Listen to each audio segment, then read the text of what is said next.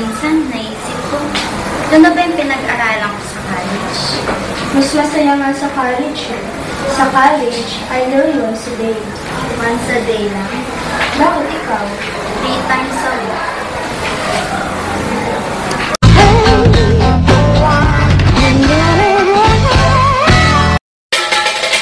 Carol, why are we at the top of the hierarchy of this company? Our educational achievements, sir. Because you know all the answers of the questions to the people below us. That is why we are the shepherds to the flock. And Carol, I've been calling our partner company this month. Sarado daw sila. Naturalmente, Iha, because it's 9 a.m. there. Why don't you try calling after 5 minutes? After all, daylight savings time has just been lifted. How is it that man of the year? And please, memorize the time zones, and it's the one.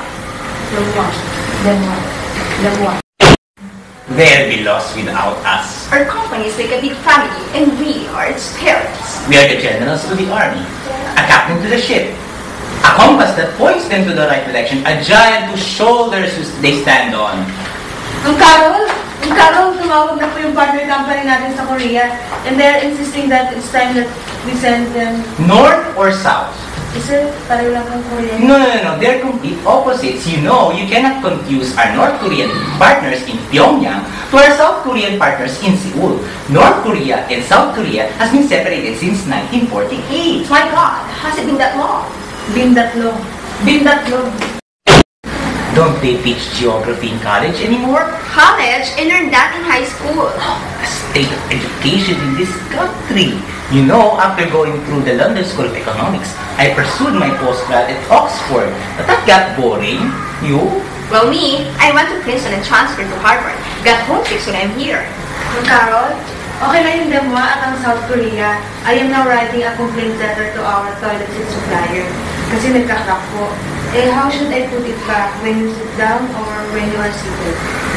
I wouldn't know. Because I'm a man. We usually doing it standing up. Ma'am Carol, okay lang yung isa. Kasi yung isa parang past tense. My God, di ko alam. Nakakahiya. Okay lang yun, Ma'am Carol. Ilalagay ko na lang. Please replace toilet seat immediately. Topic. Boring. Ang magawa. Ito na ba yung tinabaho ko ng college? Ito na ba yun? Nice na ba yung toilet seats natin, girl? Hindi pa nga eh. Yung tamang supplier, pinadala yung toilet seat sa Korea, Pyongyang. Hindi pa niya alam yung difference ng South at North Korea. Kakainis.